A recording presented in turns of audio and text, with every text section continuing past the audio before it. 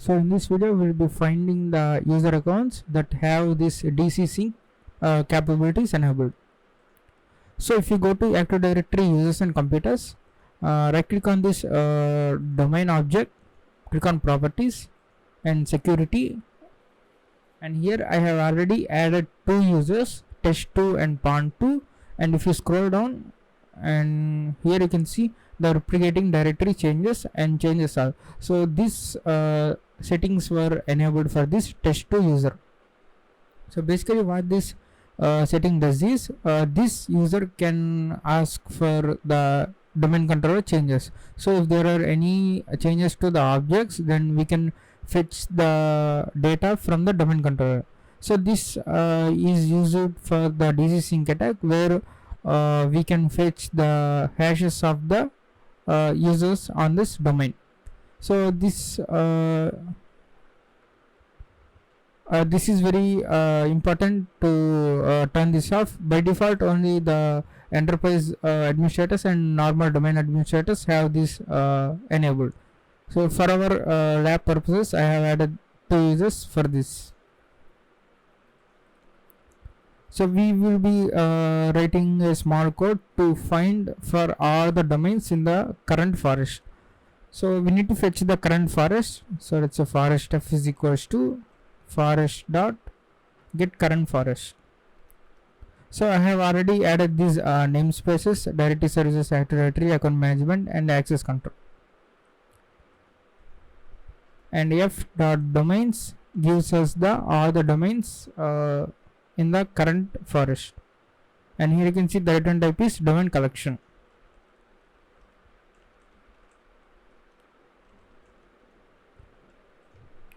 And I can loop over this for each domain d in domains. I can just print say d dot name. So this will give me the actual domain name. So let's say string domain name is equals to d dot name dot to string. So this will give me actual domain name. In our case, it's texthistory9.local. We need to convert this into distinguished form. Also, we will be only binding to this top level texthistory9.local. We are not enumerate all this.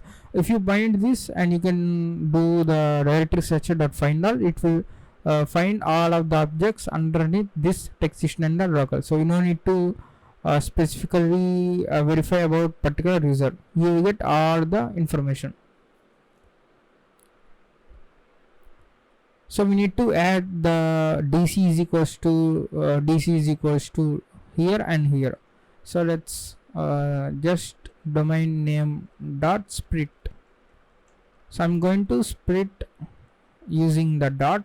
So I will get two values, that is texthistory9 and local. So I'm going to store them in string array, string DCS. And for int I is equals to 0, I less than DCS dot length, I plus plus. So what I'm going to do is I got this texthistory9 and local as a two elements in this array. I want to add DC is equals to and DC is equals to. I want to prepend this value, so I can do DCS of I is equals to DC's DC is equals to plus DC's of I. So this will give me the array with these values. Now I can join these elements using the string dot join. So I can say string domain dn is equals to string string dot join. So it takes two parameters. One is separator. So how you want to join these elements? I want to say comma, because that we are going to use this for the LDAP binding. And the string array, so that is my DCS.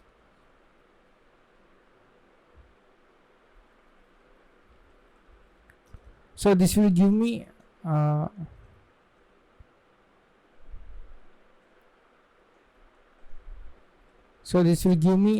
actual DN, so I can easily bind to.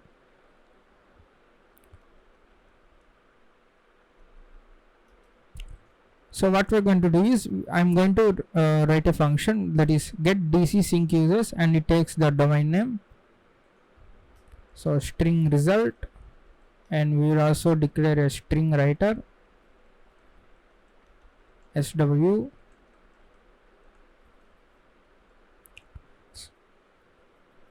So I have created this hash table.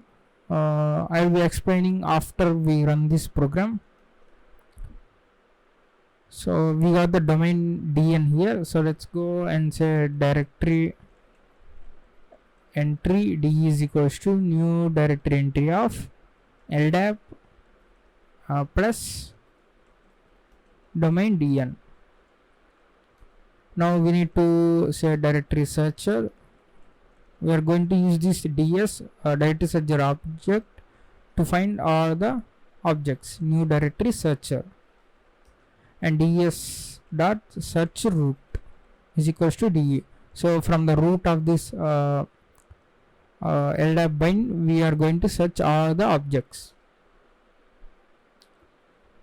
Okay, so we can say for each of search result SR in DS dot find all. So it will give me all the objects under this LDAP filter. So it will give me all the objects. So what I want to do is I want to find so active directory security. So this is the class we are going to use, and here it has the function that is get access rules. So first we need to get the object directory entry object from this one. So we can say sr dot get directory entry.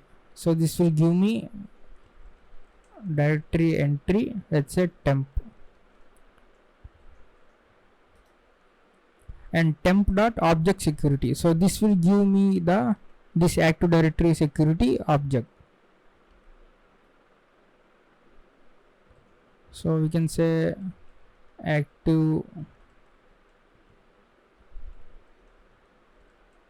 directory security, let's say ADS is equals to temp dot security. Now I can find ADS dot get access rules of. So we are going to send true. We also want the inherited ones true, and the next one target type is we are going to say type of NT account. So first, if you want to find using the SID, you need to say type of security identifier. First I have tried to access the user SID, and I'm going to convert this SID to the binary form, and that gave me an error which I was unable to solve. So that's why we are going to search all these objects and find using this NT account. So this will give me the return type authorization rule collection. So authorization rule collection ARC is equals to this one, and I can loop over these authorization rules. So for each of active directory access rule AR in arc, so let's say A in arc. So these rules are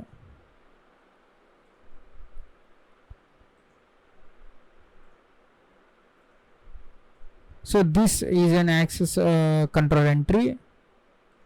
So these all of these access control entries combined are called access control list. So these are called DACL, discretionary access control list, and you'll be having this if you click on advanced. If you go to auditing, so auditing is the circle this will determine whatever when you have the success, it should have either allow or deny. So based upon your permissions and auditing, so the it takes place access control. So for each of this rule, what we are going to do is we are going to print the object type. So we have the object type. So this object type will be in the form of this one, access control types. So search like this and you will get this access control rights. So here you can see the respective GUID, and for this access control, here you can see, if you scroll down, here you will have replication, get changes, and get changes are. So you may make sure you take a note of this.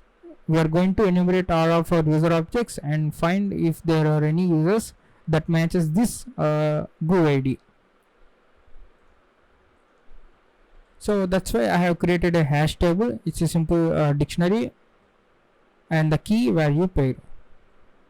Now what I want to do is I want to print all of the users that are having the GUIDs in this hash table. So I can say for each of dictionary entry D in HT. So I can loop over this using the d dot key and d dot value. If of d dot value dot toString is equals to a dot object type dot toString. So what I am doing here is I am taking each value and checking with the current object's GUID, current access rows GUID. If there is any match, so that means this such result have the that object have this permission allowed.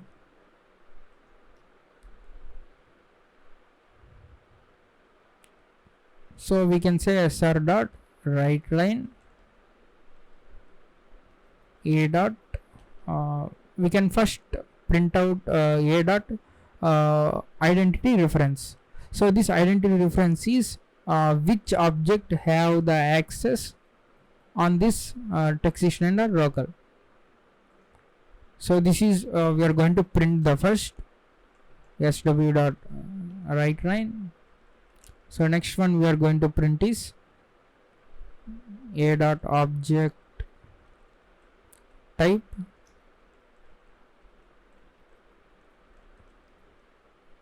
and d dot key.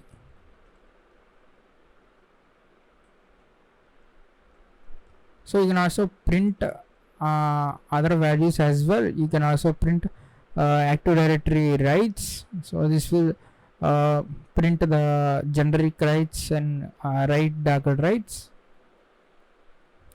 So for now let's print just these three.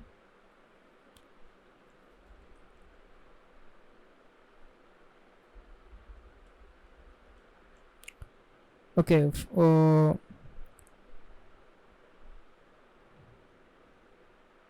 so we are going to return type is string. So let's say result is equals to, so this string writer have all the formatted string. So we can say sw.toString and return result.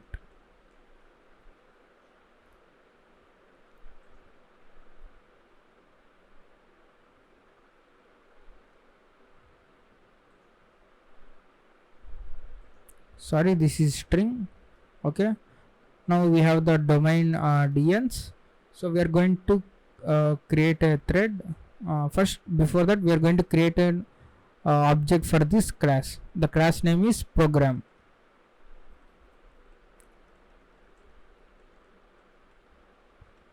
So we can create a thread. Thread DCSync is equals to new thread of. So we are going to execute the function that is the return we need to store in some result string cmd is equals to empty string. So whatever the function is returning, we are going to append this to the command variable, and we can say p dot get DCSync users of domain dn.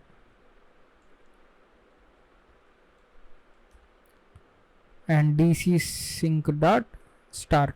So this will start the thread, and we also should say join, so that our main thread will go to sleep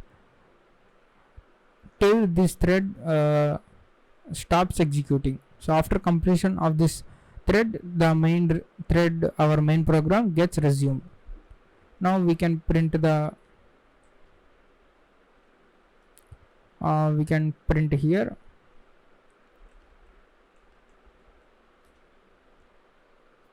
So I think we have done correctly.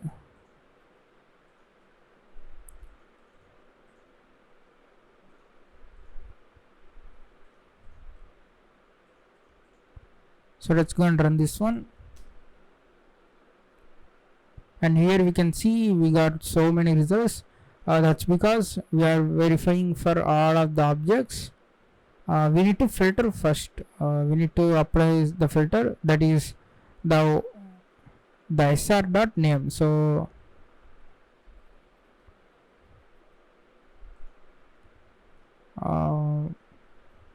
we can say if temp dot name, we can say domain dn dot contains. So we are querying the dc is equals to text69 and dc is equals to local. This is my domain dn, and if it contains this current object value, so that means if we have some text69 related, then only we are going to print these values. Temp dot name.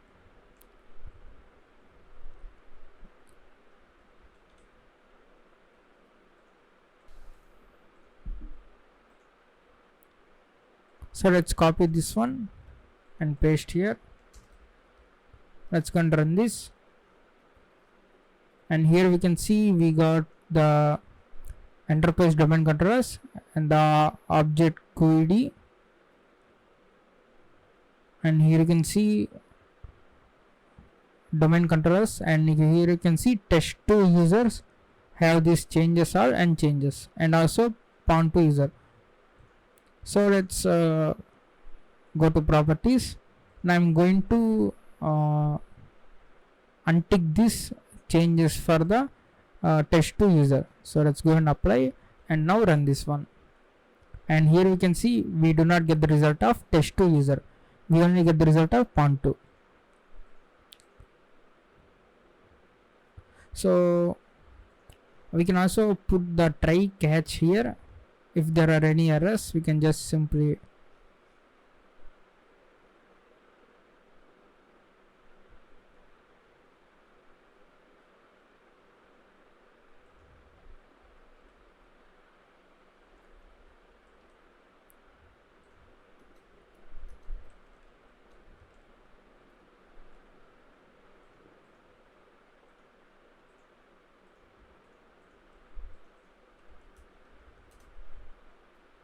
okay. So we are getting the result for the user. So if you have any like 20 or 50 users, you need to definitely run the breadhound to get all the data. So this is a shortcut way to just get this DCSync capabilities of that user.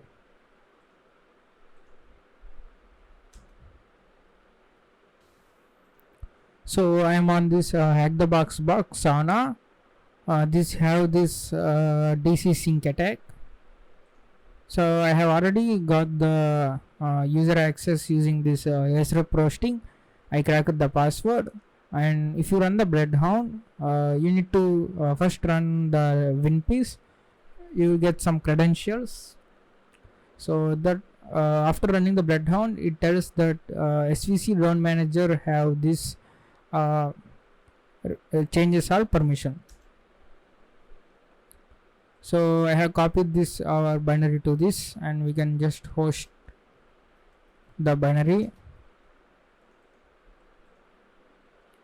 So we can say PowerShell duplicate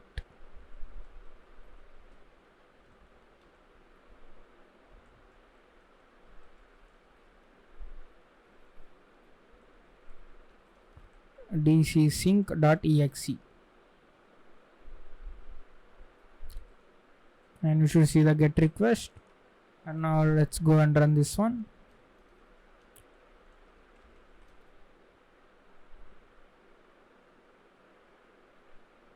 So we got this error, the specified directory service attribute does not exist.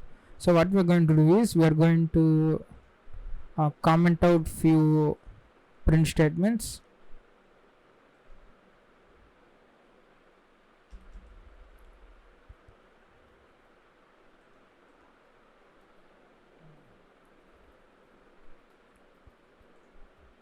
Let's now copy this.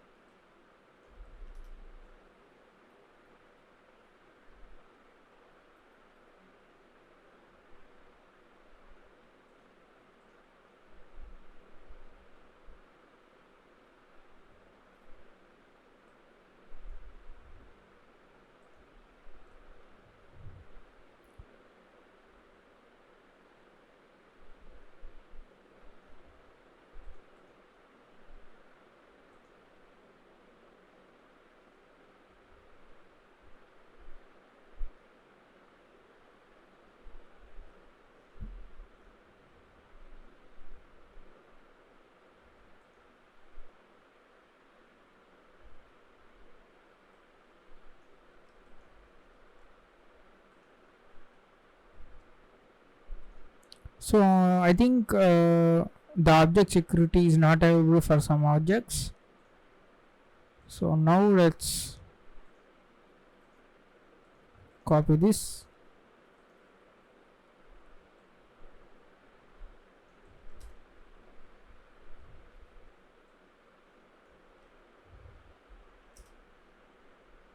And now you can see we got the output, and here we can see SVC loan manager have the replication changes all. Now you can get some idea that you need to first move to this user to perform this DCSync attack.